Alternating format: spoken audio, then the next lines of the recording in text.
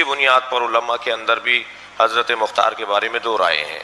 حضرت مختار کی مذمت کے بارے میں بھی احادیث ہیں، حضرت مختار کی تعریف کے بارے میں بھی احادیث ہیں۔ اسی لیے علماء کرام کے درمیان بھی، بزرگوں کے درمیان بھی حضرت مختار کے لیے دو طرح کی رائے ہیں۔ مختار کا رویہ کچھ اس انداز کا تھا، طریقے کچھ اس انداز کے تھے کہ مختار پہ الزام لگنے تھے، مختار کے اوپر الزامات لگنے تھے، وہ طریقہ کچھ ان کا ایسا تھا۔ بعض اوقات وہ اس انداز سے بات کرتے تھے کہ لگتا تھا یہ دعویٰ کرنے جا رہے ہیں مہدویت کا، یہ کچھ کہیں گے کہ میں نبی ہوں۔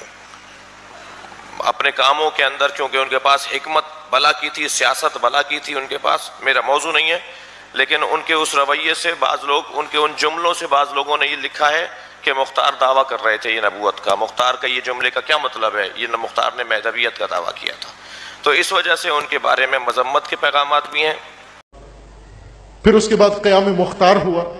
قیام مختار میں مختار نے باقاعدہ امام سے، توجہ فرمائیں، مختار نے باقاعدہ امام سے لکھ کر نصرت چاہی، حمایت چاہی کہ میری حمایت کریں۔ یہ نہیں کہا کہ آپ امام ہیں میں بیعت کرتا ہوں آپ کے ہاتھ پر، کہا کہ آپ میری حمایت کریں۔ امام نے نہیں کی حمایت۔ امام کے انکار پر محمد ابن حنفیہ کے پاس چلے گئے اور محمد ابن حنفیہ نے کر دی ان کی حمایت، اور انہوں نے کافی عرصے تک محمد ابن حنفیہ کی امامت کا ذکر کیا کہ اصل امام یہ ہیں، وہ نہیں ہیں، وہ ڈر گئے ہیں، نعوذ باللہ۔ یہ ان کا پراپوگنڈا تھا کوفیوں کا کہ وہ ڈر گئے ہیں، وہ خوفزدہ ہو گئے ہیں، وہ تو اب بات ہی نہیں کرتے بنو امیہ کے خلاف۔ وہ تو اس طرح کی بہت ناروا تہمتیں لگائیں، انہوں نے بہت ناروا تہمتیں لگائیں۔